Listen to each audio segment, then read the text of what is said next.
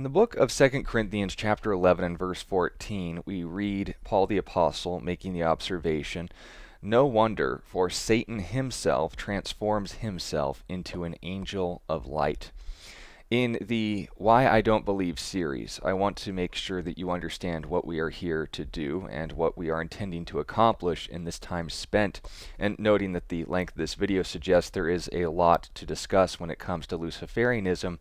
Most of this is actually on part due to the very respectful and kind nature that I've actually received from Luciferians addressing and asking questions about their religion in the comment corner that I can't even say is the case for some of the pagans and atheists that we've interacted with. So we're going to return respect for respect. But with all that said, understand that the standard for any belief, regardless of what it calls itself, should be to not only make truth claims, but to take those claims seriously. And I, out of respect for every individual that believes their beliefs are true, otherwise they wouldn't believe them, is to at least take them at face value, look into them and see whether or not the standards and claims for those religions line up with reality. And based on those conclusions, why I either don't call myself a member of those religions, also noting as well, in comparison, why I call Christianity my own. The standard of any belief should be that its claims can be held to the same standards of any other belief system.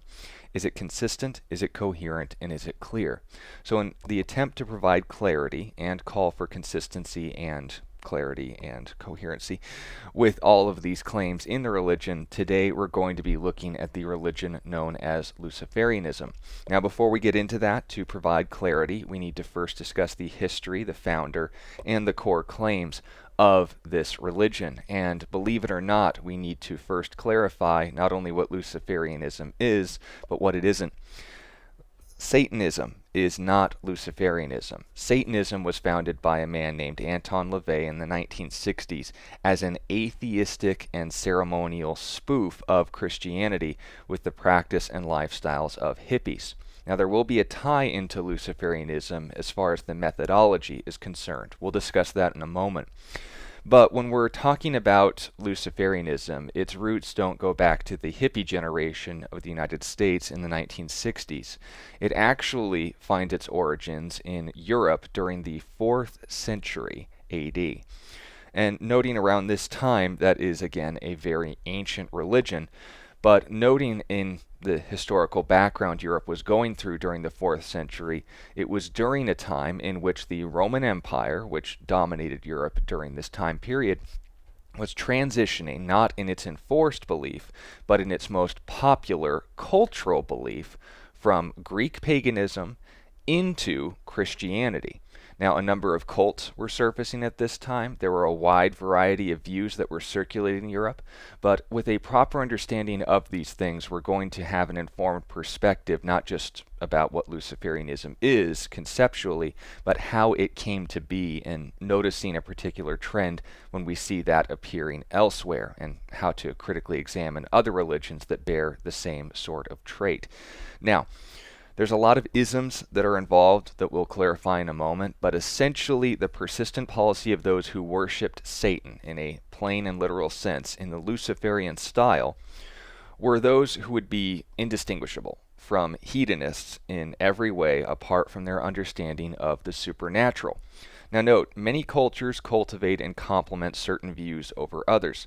When people make it their goal in life to feel good and simply do what they want regardless of what anyone else has to say, again, that's not a unique cultural trait, that is a universal human trait. But it's going to take many forms given their cultural background. And in a time where the dominant view and foundation of the afterlife for those in Europe was either Christianity or paganism, early Luciferians were simply those who found their way in between. Now, note that for a moment because that's going to be important later on. Devil worshippers are generally how Luciferians are referred to in antiquity, and in researching for this study, they were identified very frequently throughout these sources as practicers of witchcraft. Now, witchcraft or sorcery were treated with the revulsion and the oftentimes capital offense penalties that we still see implemented on them today. Now you're wondering, I don't recall witches being burned at the stake in our day and age. That is true, but understand what we mean by a witch in the modern sense, those adherents to Wicca, which you can feel free to ask about as well, why I don't believe that, is different from someone who practices sorcery and devil worship. Witchcraft and sorcery both come from a Greek word, notice the cultural background once again, of pharmakia. Now, pharmakia is where we get the root for our word pharmacy. It's like my big fat Greek wedding. Show me any word, and I will show you the root of that word is Greek. Well, the Greek term for pharmacy is where we get our term sorcery, and these were the individuals that were referenced in the most ancient sources possible about Luciferians. Now, the accounts of people, say for example, of levitating on brooms or cursing people with hexes. They came into their homes and this unseen force took hold of them and they ended up collapsing dead as a result of the hexes of these individuals. You may think that these are fanciful and supernatural accounts noting the sagas that were recorded at this time, but if we understand what is meant by sorcery and as well apply it to the modern age, we realize there is a perfectly reasonable explanation as to why and how those things were happening. Note, this is going to be a little bit R-rated, but in the spirit of full transparency, we need to be honest, even when it includes some of the graphic details. When people were taking and embracing the sort of lifestyle of feel good simply for its own sake, understand that the use and abuse of pharmaceuticals, of drugs, of hallucinogens and potions and so forth, the mixes of medicines and using them to get high is not a recent human discovery. They understood that I don't want to die, I don't want to overdose from this sort of effect. Spoiler alert for what's ahead. So they found new ways of ingesting these sort of drugs in ways where they could get the sensation without the ultimate and permanent consequences known as overdose and death. They didn't have their EpiPens or adrenaline back in that day. So when people, say for example, wanted to get high on narcotics, what was generally done is they would attach it to the end of a broom in liquid or powdered form and insert it through their rectum. This would cause the lower halves of their bodies to become numb. Thus the association with levitation and broomsticks with witchcraft was founded. People weren't flying, they were just numb from the waist down because they were ingesting painkillers through the anus. Also note that the idea of hexes resulting in people's deaths by unknown and mysterious means was pretty straightforward when you realize that as they were mixing together these hallucinogenic drugs within their own homes or dwelling areas, they would become tolerant of these medicines and materials. They would develop a tolerance to them. People who, say, for example, didn't make a lifestyle of building up a tolerance of these pharmaceuticals and drugs, these sorceries, would come in contact with the individuals who were mixing them at more and more potent levels to get the same amount of highs and would overdose from secondhand exposure. This is how they came to be known and associated with basically an incomparable no difference between them and modern day drug dealers and junkies. Now, I don't mean that to be disrespectful to the Luciferians, but we're just properly defining our terms here. When the ancient world reports of individuals being hunted down on witch hunts and witch stakes, it wasn't because they were causing this supernatural force to curse cities and so forth. It was because their influence of spreading their forms of worship, that is the distribution and abuse of pharmaceuticals, the word for sorcery, drugs, would be the same term we use today for those who enter cities and distribute and promote the use and abuse of pharmaceuticals today. I don't think anyone's going to argue that the death penalty for drug dealers, while it may be extreme in certain contexts, is still a criminal offense. That is why they were approached this way. Note there was a religious information base about them and behind them, which we'll get into in a moment, but just noting at the base pragmatic level, at the most simple understanding of what it means to be a user of witchcraft, of sorcery, people who were Luciferians in the most ancient and foundational of ways were people who pursued pleasure. And this was done the same way that it is done still today. So understand then, when we see Luciferians, devil worshippers, treated throughout history and associated with devil worship, with sorcery and witchcraft, it wasn't because Satan was giving them some sort of power. It was because through the abuse of physical substances, they based their understanding of the supernatural on this perspective, an emphasis on pleasure at any cost. Now, mass sexual encounters and other things associated with Luciferianism as well would be indistinguishable from pagans that were doing the same thing like it was a sport. But note, we'll get to that in a moment as well. The practices and, again, the stigma towards those who worship the devil weren't unfounded, given their perspective on the supernatural, not just culturally, but medicinally in this case. And these practices of drugs, sex, and whatever thrill came to within their power to feel good were simply given a new trait as the common name for, and pay close attention here, for rebellion against authority in Europe was Lucifer. As this transition and this culture was moving from Greek paganism into Christianity, it was not uncommon for people to be the same kind of people that we see today. There are people who want to fall in with cultural norms and those who don't. People who want to go along to get along and those who don't. People who want to fall in line with authority and those who associate more with the rebel, with the underdog, with the minority. And the people who sided with this rebel and this outsider didn't just do so in a political and social sense, but when the spiritual came into play, their understanding of the rebel was Lucifer. And thus Luciferianism was based on this principle. Now, in other cultures, these same practices were attributed to their agnostic gods and tricksters. If you were in Norse society, you would associate with Loki. If you were in the video game franchise of Elder Scrolls, you would associate with Clavicus Vile. It continues with this common trend. It was association with the trickster based on the foundations of ancient paganism. It was associating a name with this sort of lifestyle or this habit.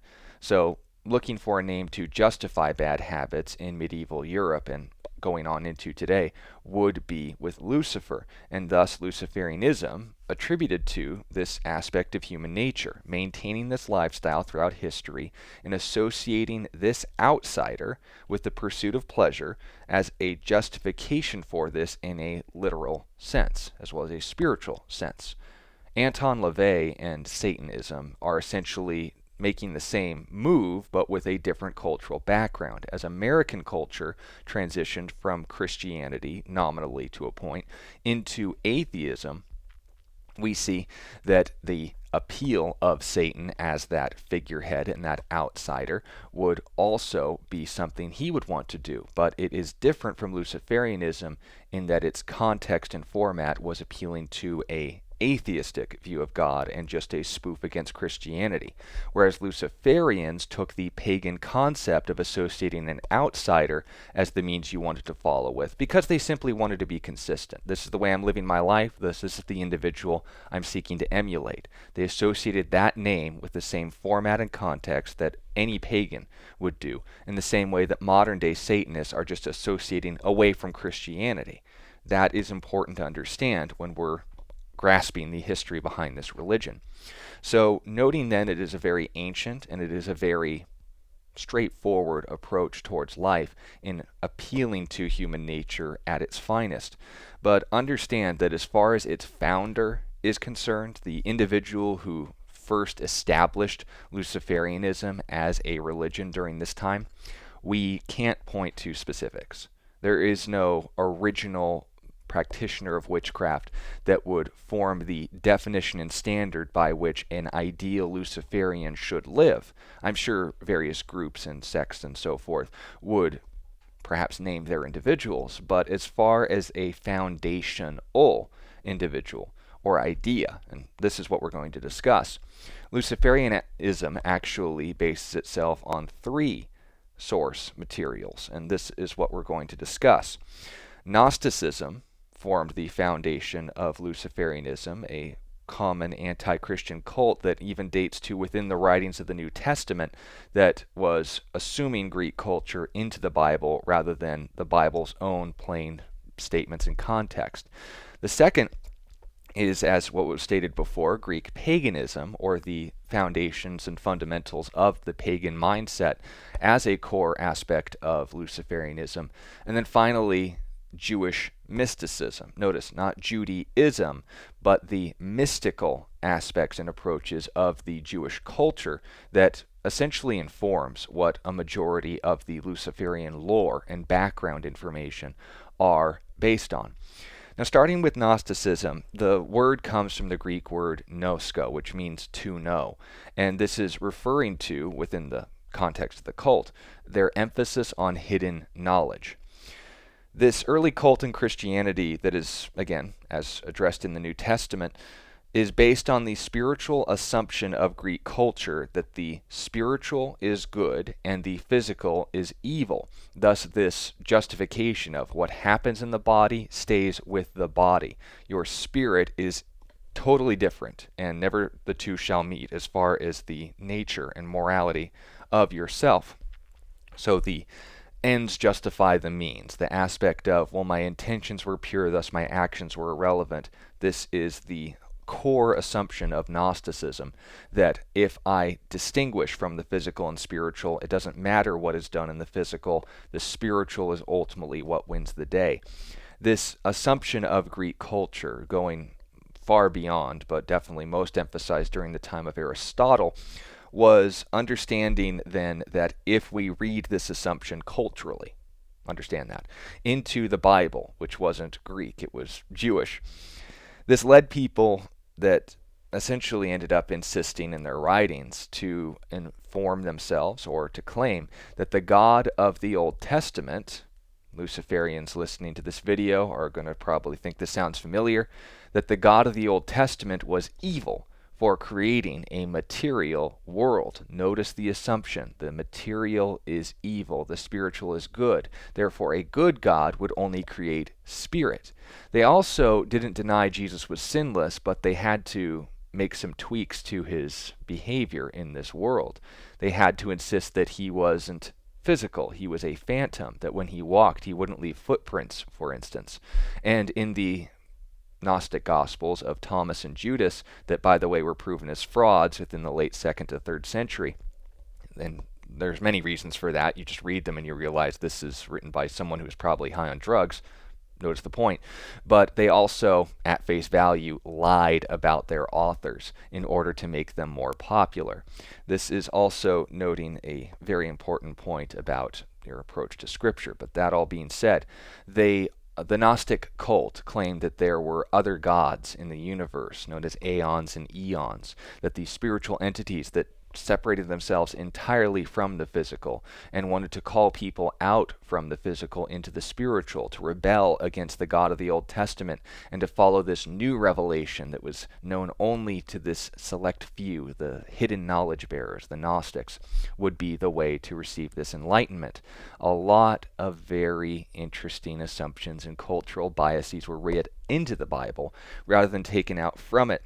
And again, that's going to be important later on as a poor method of reading any text, ever, not just the Bible.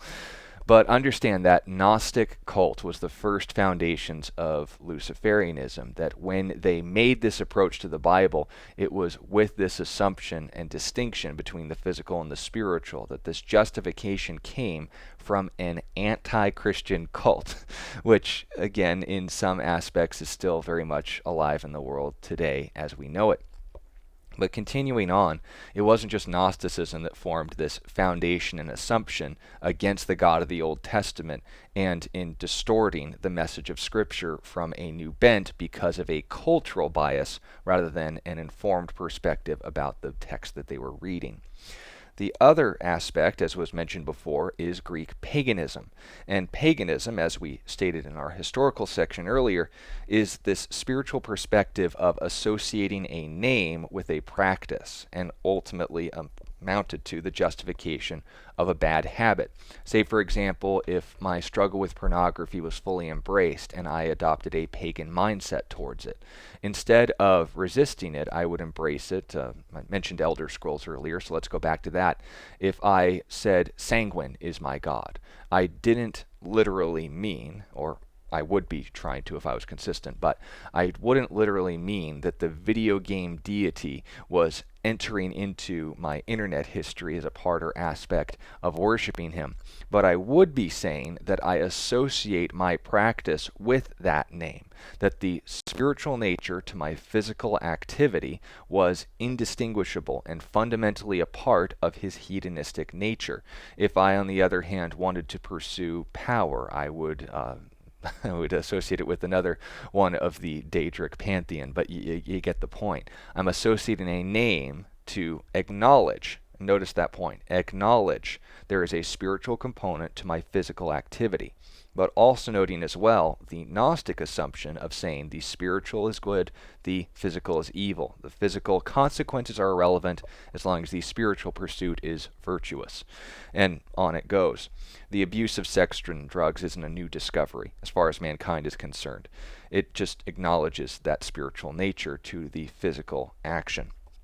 And this is again something that Luciferians and Christians would acknowledge as something we'd agree on. We do realize that in this world there is a spiritual nature to a physical activity. We don't distinguish between the two.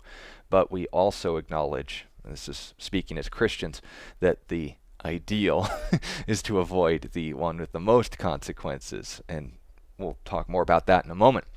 But the third and most telling aspect of Luciferianism as a religious perspective actually comes from Jewish mysticism. Now, Jewish mysticism, largely contained in writings known as the Kabbalah, is largely put together between the times of the closing of the Old Testament canon, that was 400 years before Christ, and the arrival of the Messiah in the 1st century AD.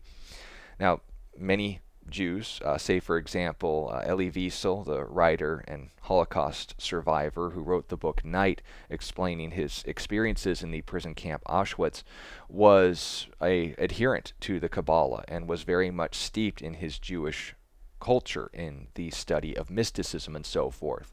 And the Jewish writings during this time were acknowledged by their authors, mind you, as fictional, in the same way that a Marvel character would be essentially associated with historical places and events in order to prop up and make their story more relatable. The Iron Man movie, say for example, was so new and revolutionary because it took this cartoony aspect of a superhero and put it into what we were dealing with at the time of its release, the War on Terror. It put Iron Man into that scenario, and we realized, oh, this is somewhat real. The same thing with the Dark Knight trilogy. It put a aspect of realism to the superhero that we normally associated with the fantasy. Well, that's really what the Jewish mystical writings were all about. They took actual historical and significant figures in Jewish history, Abraham and Enoch being the most significant, Solomon made his way into, and associated fictional characters which were informed not from the Bible but from the author's imaginations, like Captain America and Iron Man and so forth. We don't believe that they were historical, but they were associated with historical figures so as to make the stories entertaining for those who read them. Now, again, they were read later on into the Catholic dogma and traditions in order to justify the things they couldn't explain from the Bible. But all that being said, the only named angels as far as the spiritual entities are concerned in the Bible are three. There's Michael, there's Gabriel, and there's Lucifer. But the writers of Jewish mysticism expanded on these by naming the 9 lords of hell, these demonic entities that were given names, and one of which you may be familiar with, the movie that came out recently, at least as far as the time of this recording, Hereditary, was based on the, spoiler alert, demon lord Paimon, who we get graphic details about, including but not limited to his interest in music. He was associated with horns and bells. So when Solomon was building the temple, according to these mystical sources, he instructed people with his magical ring to basically acquire the obedience and subservience of these demon lords through this magical ring and make sure they properly identified which demon they were getting the subservience of. Now, these very fanciful accounts, again, that even involved them in these historical events, like the building of the Jewish temple, were entirely fictional and have no basis in biblical history in any way whatsoever, but were meant to be entertaining to those who read them. All that being said, the seven archangels, for example, Raphael and Michelangelo, and you get all the Ninja Turtle names in there, all of these individuals are not biblical, but they were associated with actual Jewish figures in history, say, for example, Uriel and Raphael, and they're associating with Abraham in order to get and guide his servant to Jacob's wife, and so, or not Jacob's wife, Isaac's wife, and so forth. All of these things are from Jewish mystical sources. The authors themselves clarified they are fictional, but noting this point, you'd probably also start wondering, Luciferians and Christians alike. So that's where they get the idea of these seven demon lords that created the world, and the idea of Satan taking a jewel from heaven and planting it on the earth, and thus giving man free will by introducing them to the hidden knowledge that God was hiding from them of the nature of the spiritual. And this comes from Gnosticism. This comes from Jewish mysticism. It would be, again, no more a disregard for their existence, some skeptics might like to argue, if someone wrote a fictional account of, say, William Wallace in Braveheart. A lot of things in that movie were false, but the movie was meant to be entertaining by taking a actual historical figure and expounding on it for the sake of a better story. Well, when we see how people's lives are portrayed in history as opposed to media, that's the same thing that we see in the Bible as opposed to Jewish mysticism. But understand that that is the point that a lot of Luciferians need to understand about their sources. The foundation, and a serious distinction that needs to be made between the Apocrypha, the hidden the veiling of the Old Testament, the books of 1st through 5th Enoch, Tobit, and others, as well as the Kabbalah, the writings of Jewish mysticism, where these books were and are collected, and the biblical canon, which needs to be made distinct from Genesis all the way to Malachi. Those authors were tested according to the standard of Moses as an authentic prophet of God. And we've done videos as far as how that test was to be done. For the sake of time, I'll just direct you to that. You can ask for the link in the comments if you so please. But noting that there was a reason why certain books aren't in our Bibles. They were held to a standard, and again, by the authors themselves making the claim. This is not revelation from God. This is simply meant to be understood on the same terms as fan fiction in our day. That was the foundation for the names and events associated with the lore behind Luciferianism. So note that point. So with all this background information said, what are the claims of Luciferians or Luciferianism? And again, this is important because noting the core beliefs that formed Luciferianism, the belief system is actually pretty straightforward. The first and most fundamental truth that Luciferians want to emphasize that makes their religion distinct from another is the emphasis on freedom. The trait they most admire and seek to emulate in Lucifer, in particular, was his decision to reject God in favor of living life the way he wanted to. His freedom was utilized regardless of the consequences. Therefore, this is the same liberty they wish to, referring to Luciferians, want to employ in their own lives regardless of the ultimate consequences they may bring. So note that. The first claim, freedom of choice regardless of consequence. They don't ignore the consequences, but they want that freedom, which at face value sounds somewhat noble.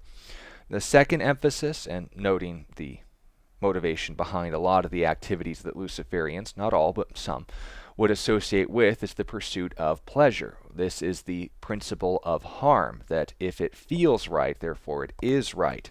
That is the line that it also takes and draws from Gnosticism and Greek paganism. The morality of something is whether the things in this life feel right to you personally. This doesn't just have to be in the use or abuse of certain substances. It can also be in good things. But the Luciferian wants that motivation as their standard. They say, if it feels good, that is what I ought morally to do. And This was taken from those ancient sources. If they feel right to the person doing them, then they is right. You can't violate my freedom, noting the first tenet. And then finally, their foundations, their main religious texts.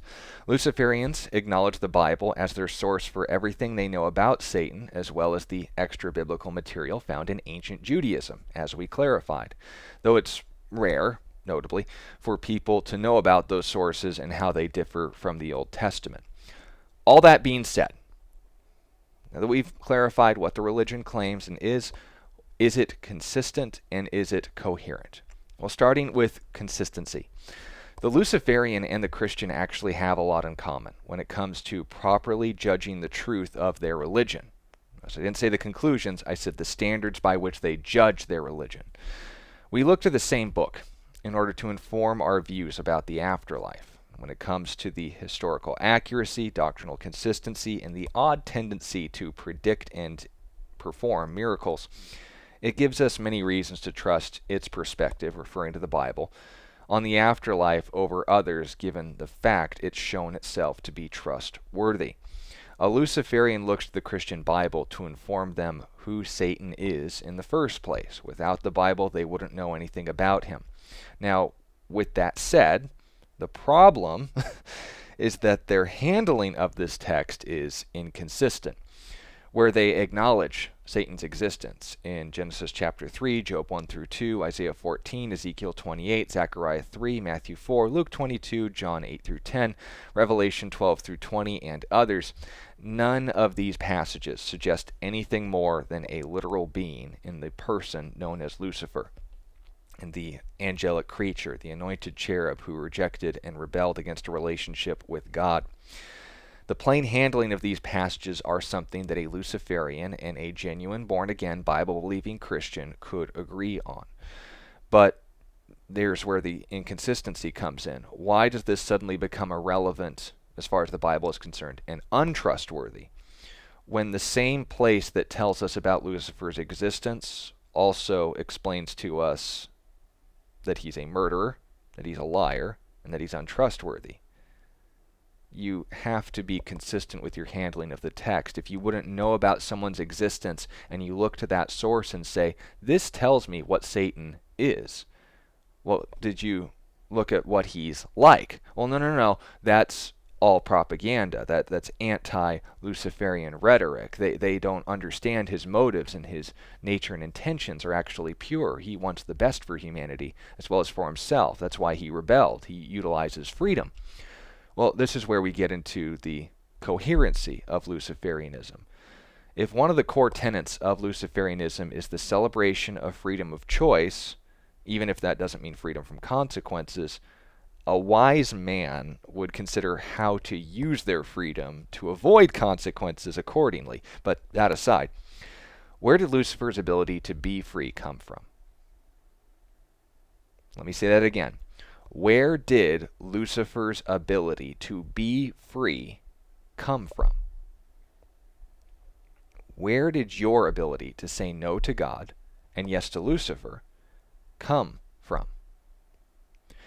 If the thing that you most admire about Lucifer is his emphasis on freedom, why not admire the one who gave you the ability to be free in the first place? Are you looking at someone who abused his freedom and rejecting the one who gave them freedom, both for you and you to do so, in the first place?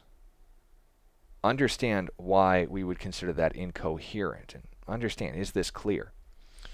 If I'm going to have a belief about the afterlife informed by a particular book, I would call myself foolish if I picked a character out of that source, especially the one whose very name means enemy, adversary, and accuser, as my standard for how I ought to live my life to the fullest. I would be settling for far too less than the best if, and note this, I chose to follow someone who used his freedom to his hurt rather than the one through whom freedom came in the first place.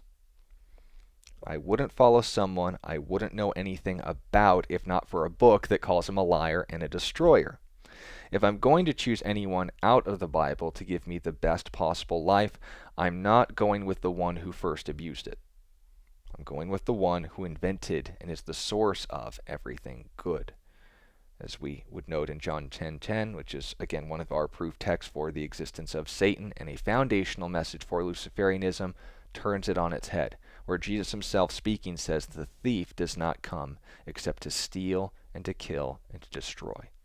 Jesus says, "I have come that they may have life and may have it more abundantly." So to my Luciferian friends out there, I encourage you to be consistent and to recognize the incoherency of your beliefs about the afterlife. Though it is an ancient belief and certainly not a uninformed one, as far as the Greek assumptions, the Gnostic foundations, and the sources that go to Jewish mysticism in its foundations, understand that there's far more to life than feeling good. And that if you want to pursue pleasure, understand at God's right hand are pleasures forevermore. If you want to place an emphasis on freedom and you admire that most about Satan, understand where the concept of freedom comes from. Everything that you admire about Satan comes from God anyway, so why reject him? If you have sincere questions, ask them. If you'd like to encourage the ministry, do so. But most importantly, if you know someone who perhaps associates with or is considering this sort of religious perspective, perhaps not even in name, but in principle, and would like to discuss these things further, please share this video and allow them to engage in a helpful, fruitful, and genuine discussion, which I have, interestingly enough, seen from the Luciferian community. I look forward to those conversations, and I want you all to know that I am praying for you, and I look forward to our conversations in the future. But to my fellow Christians out there or others watching this video, I want to encourage you and note that these are the same standards that we need to hold to our beliefs, that we could know whether or not something is true based on a consistent standard that we hold to it. And a willingness to be informed about these topics is what should set us aside from any other worldview and belief. We need to give our friends in humanity the respect that they deserve, and at least taking their beliefs at face value and showing them where and when it falls short. But then, once that is done, not stopping there, pointing them to the best option, to the person of Jesus Christ. I look forward to talking to you more about him very soon. But until then, God bless you, and I'll look forward to talking to you all about even more topics like these next time.